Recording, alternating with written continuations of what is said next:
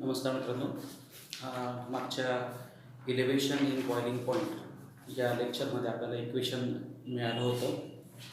Delta T B is equal to R T zero square upon delta H V into N two. मग आता delta T B म्हणजे काय, तर elevation in boiling point. R म्हणजे काय आहे, gas constant. T म्हणजे काय, टेम्परेचर.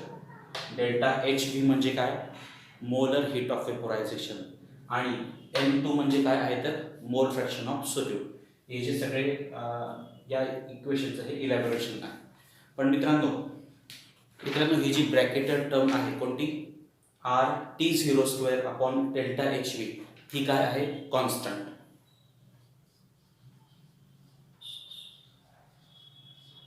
ही काय आहे मित्रांनो, कॉन्स्टंट. सपोज आपण याला म्हणूया इक्वेशन नंबर 1. ब्रॅकेटमधली सगळी टर्म कशी होऊन राहिली, कॉन्स्टंट येते. ही सगळी टर्म कॉन्स्टंट आहे म्हणून डेल्टा टी बी म्हणजे काय, इलेव्हेशन इन बॉइलिंग पॉईंट. फक्त कशावर प्रोपोर्शनल असेल, कशावर डिपेंड असणार, तो N2 वर डिपेंड असणार आहे. डेल्टा टी बी म्हणजे इलेव्हेशन इन बॉइलिंग पॉईंट कोणाशी प्रोपोर्शनल आहे, N2. N2 म्हणजे काय, मोल फ्रॅक्शन ऑफ सोल्यूट. काय त्याचे इक्वेशन काय, त्याचं आपण N2 कशा पद्धतीने घेतो,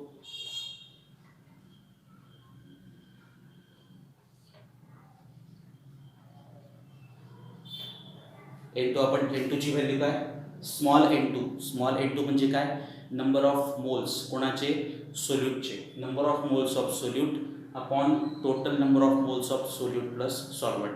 हे कशाचं इक्वेशन आहे, N2चं. पण मित्रांनो आपलं सुरुवातीला जे लेक्चर झाले होते अगोदर, त्याच्यामध्ये युनिट्स ऑफ कॉन्सन्ट्रेशन बघितले होते. कोणकोणते युनिट्स होते ते आपल्याला बघितले होते आपण. नॉर्मॅलिटी बघितला होता, त्याच्यानंतर मोलॅरिटी आणि काय, तर काय बघितलं होतं आपण, मोल फ्रॅक्शन. मित्रांनो क्वालिटेटिव्ह प्रॉपर्टीचा अभ्यास करत असताना आपण ही जी युनिट्स आहेत ते युनिट काय म्हणून वापरणार, फक्त तर मोलॅरिटी म्हणून वापरणार. आपण क्वालिटेटिव्ह प्रॉपर्टीचा डेल्टा टी बी ही कोणाशी प्रोपोर्शनल आहे, N2 म्हणजे काय, मोल फ्रॅक्शन ऑफ सोल्यूट. मग सोल्यूटच्या मोल फ्रॅक्शनवर सोल्यूटच्या क्वांटिटीवर जी प्रॉपर्टी डिपेंड असते त्याला कोणती प्रॉपर्टी म्हणत असतो आपण, क्वालिटेटिव्ह प्रॉपर्टी. मग इलेव्हेशन बॉइलिंग पॉईंट पण कशावर डिपेंड आहे, मोल फ्रॅक्शन ऑफ सोल्यूट. म्हणून ही पण कोणती प्रॉपर्टी झाली आहे, क्वालिटेटिव्ह प्रॉपर्टी. आणि क्वालिटेटिव्ह प्रॉपर्टीचा अभ्यास करत असताना कॉन्सन्ट्रेशन आपण मोल फ्रॅक्शनमध्ये एक्सप्रेस न करता आपण कशात एक्सप्रेस करणार आहोत, तर मोलॅरिटीमध्ये एक्सप्रेस करणार आहोत. ठीक आहे. मग आता मोलॅरिटी आपण कशात दाखवतो, तर स्मॉल m. मोलॅरिटी कशात दाखवतोय, स्मॉल m. मग आता काय त्याचं डेफिनेशन काय, तर डेफिनेशन लिहिली आपण, moles of solute in 1000 grams of solvent. Okay. मग आता आपण हे कसे लिहू शकतो, number of moles of solute आपण कसे, हे N2 कशा लिहिणार आपण आता, N2 इज इक्वल टू या number of moles of solute आपण कशात दाखवता येतात, स्मॉल m. ठीक आहे. मग आता N2 च्या ऐवजी काय लिहिलं आपण, स्मॉल m लिहिलं. हा N1 ॲज इट इज. आणि परत ह्या N2 च्या ऐवजी आपण काय लिहिणार, तर स्मॉल m. ओके. मग आता N2चं पहिलेच इक्वेशन काय होतं, हे. आणि आताचं इक्वेशन काय आहे, N2 is equal to small m upon N1 plus small m. Okay. पण मित्रांनो डायल्यूट सोल्युशन असेल, डायल्यूट सोल्युशन आणि दुसरा प्रकार कोणता असतो, कॉन्सन्ट्रेट सोल्युशन. डायल्यूट सोल्युशनमध्ये सोल्यूटचं प्रमाण हे कसं असतं, अतिशय कमी असतं. आणि कॉन्सन्ट्रेटेड सोल्युशनमध्ये सोल्यूटचं प्रमाण कसं असतं, जास्त असतं. पण इथं सोल्युशन कसं आहे, डायल्यूट. काय लिहितो आपण, as the solution is dilute. मग N1 म्हणजे काय, नंबर ऑफ मोल्स कोणाचे, तर सॉल्वंटचे मोल्स कसे असणार आहे, मग सोल्यूटच्या मोल्सपेक्षा जास्त असणार.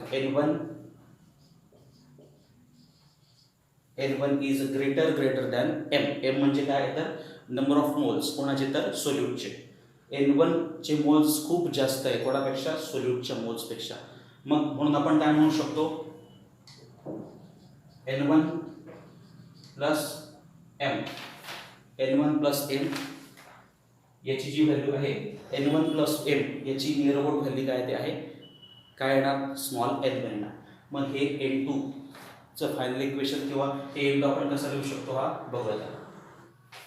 काय म्हटलं आपण N1+N सोल्युशन कसं आहे डायल्यूट, म्हणून N1चं कॉन्सन्ट्रेशन हे जास्त असणार आहे कोणापेक्षा M, म्हणून N1+M near about equal to काय N1, म्हणून N1+M याच्याऐवजी पण काय लिहिलं आता N1. मग ही N2ची व्हॅल्यू आपल्याला कशात टाकायची इक्वेशन नंबर 1 मध्ये.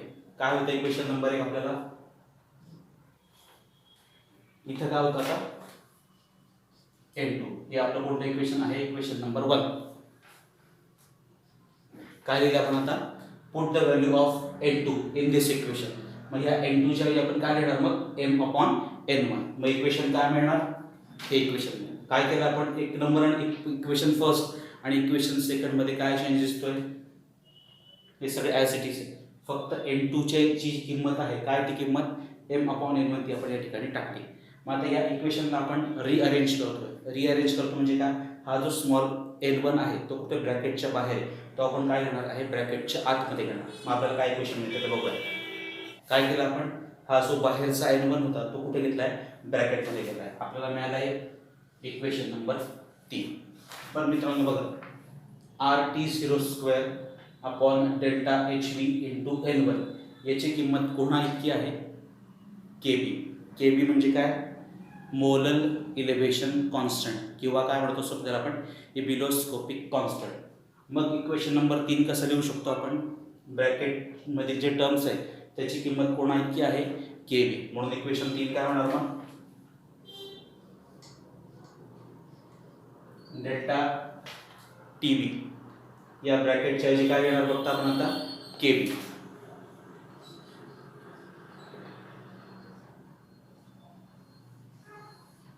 मग इक्वेशन काय मिळेल आपल्याला delta TB is equal to KB into M. Delta TB म्हणजे काय elevation in boiling point, KB म्हणजे काय मोलर इलेव्हेशन कॉन्स्टंट किंवा त्याला आपण काय म्हणत असतो इबिलोस्कोपिक कॉन्स्टंट, आणि M म्हणजे काय मोलॅरिटी ऑफ सोल्यूट. हा परत काय आहे कॉन्स्टंट आहे M म्हणजे काय मोलॅरिटी ऑफ सोल्युशन. मग आता हा कॉन्स्टंट असल्यामुळे इलेव्हेशन ऑफ बॉइलिंग पॉईंट कशाने डिपेंड असणार आहे मोलॅरिटी ऑफ सोल्युशन, म्हणून ही कोणती प्रॉपर्टी झाली आता colligative property. So elevation in boiling point is a colligative property. Okay काय इक्वेशन मिळालं आपल्याला delta TB is equal to काय KB इंटू M. आता आपल्याला ह्या KBची व्हॅल्यू काढायची. ओके कशाची व्हॅल्यू काढतो आपण KB म्हणजे काय सांगितलं आपण आता KB काय आहे मोलर इलेव्हेशन कॉन्स्टंट किंवा इबिलोस्कोपिक कॉन्स्टंट. ओके आता ह्या KBची डेफिनेशन काय ते बघूया. काय डेफिनेशन दिली आपण KBची. It is defined as elevation in boiling point. Boiling पॉईंटमध्ये होणारी वाढ केव्हा व्हेन 1 मोल ऑफ सोल्यूट ज्यावेळेस सोल्यूटचा 1 मोल आपण ॲड करणार कशामध्ये 1000 ग्रॅम सॉलिडमध्ये. 1000 ग्रॅम सॉलिडमध्ये ज्यावेळेस आपण सोल्यूटचा 1 मॉलिक्यूल ॲड करू त्यावेळेस बॉइलिंग पॉईंटमध्ये जी वाढ होते त्याला आपण काय म्हणणार आहोत KB म्हणजे काय मोलर इलेव्हेशन कॉन्स्टंट किंवा काय कर इबिलोस्कोपिक कॉन्स्टंट. ओके आपल्याला ब्रॅकेट टर्म काय KBची काय व्हॅल्यू काढली आपण ही कशाची व्हॅल्यू आहे KBची व्हॅल्यू. ओके R म्हणजे गॅस कॉन्स्टंट, T म्हणजे टेम्परेचर, डेल्टा HV म्हणजे काय मोलर रेट ऑफ वेपरायझेशन आणि N1 म्हणजे काय मोल्स ऑफ सॉल्व्हेंट. आता N1 ची किंमत काय येणार स्मॉल N1 म्हणजे काय मित्रांनो नंबर ऑफ मोल्स कोणाचे सॉल्व्हेंटचे. ते कसे कॅल्क्युलेट करतो कोणत्या फॉर्म्युला कॅल्क्युलेट करतो आपण weight of solvent upon molecular weight of solvent. मग आता वेट ऑफ सॉल्व्हेंट आपण कशाने दाखवणार आहे W1 आणि मॉलिक्युलर वेट ऑफ सॉल्व्हेंट आपण दाखवणार आहे M1.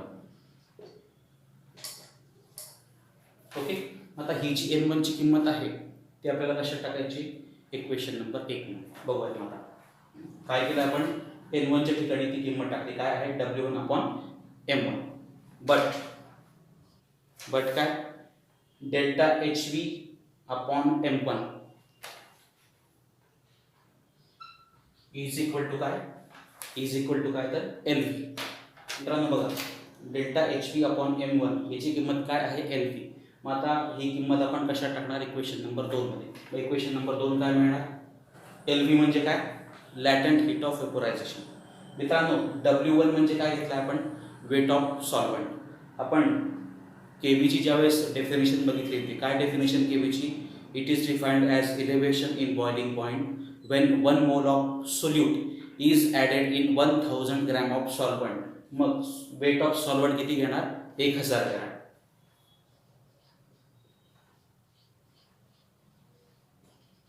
वेट ऑफ सॉल्वंट किती घेणार? 1000 ग्रॅम. मग ह्या दोघं व्हॅल्यू आपल्याला कशा टाकायच्या आता? इक्वेशन नंबर 2 मध्ये. इक्वेशन नंबर 2 काय माहिती बघूयात आता. KB इज इक्वल टू वरची जी टर्म आहे ती त्याच ठिकाणी डेल्टा HV अपॉन M1, त्याच्याऐवजी काय लिहिणार आपण आता? L. आणि W1 ची किंमत किती आहे? 1000.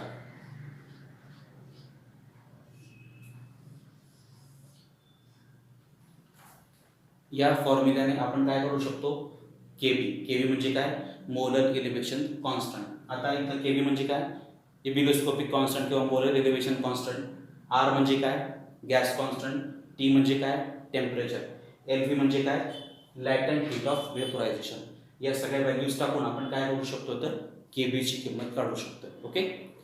तर आता आपण डेल्टा TBचं इक्वेशन काढलं, केबीची व्हॅल्यू पण काढली. आपल्याला आता मॉलिक्युलर वेट कॅल्क्युलेट करायचं आहे. कोणाचं? सोल्यूटचं. कशाचा उपयोग करून करणार आहोत आपण? इलेव्हेशन इन बॉइलिंग पॉईंटचा उपयोग करून. Okay. Calculation of molecular weight of solute using elevation in boiling point. Molecular weight of solute आपण कशाने दाखवणार? Capital M2. आता हे कसं कॅल्क्युलेट करतो ते बघूया. मित्रांनो, आपल्याला इक्वेशन काय मिळालं आहे? फायनल इक्वेशन काय इक्वेशन मिळालं आपल्याला? Delta TB is equal to काय? KB into M. आपल्याला माहितीच आहे केबी हा इबिलोस्कोपिक कॉन्स्टंट आहे आणि M म्हणजे स्मॉल m म्हणजे काय? Molarity of solution. आता ही जी M आहे त्याची व्हॅल्यू आपण कशी काढणार ते बघूया. काय फॉर्म्युला आहे Mचा? Weight of solute upon molecular weight of solute. मग आता डेफिनेशननुसार वेट ऑफ सोल्यूट कसं काढणार आपण? M म्हणजे काय? वेट ऑफ सोल्यूट आणि भागिले काय? Molecular weight of solute. पण weight of solute per 1000 gram of solvent आपण कशाने दाखवणार आहोत? कोणत्या फॉर्म्युला दाखवणार? W2 गुणिले 1000 भागिले W1. W2 म्हणजे काय? वेट ऑफ सोल्यूट आणि W1 म्हणजे काय? तर वेट ऑफ सॉल्वंट. ठीक आहे. मग आता ही जी किंमत आहे ती किंमत आपण याच्यामध्ये टाकणार. मग आपल्याला काय मिळत आहे? Small m is equal to weight of solute. कोणत्या फॉर्म्युला काढणार आपण?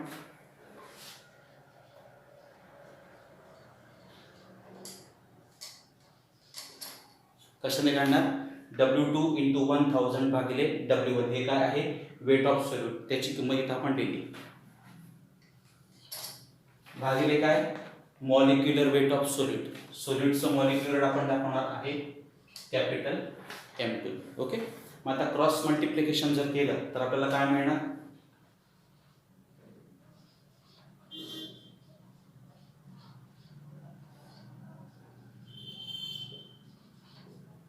काय मिळालंय?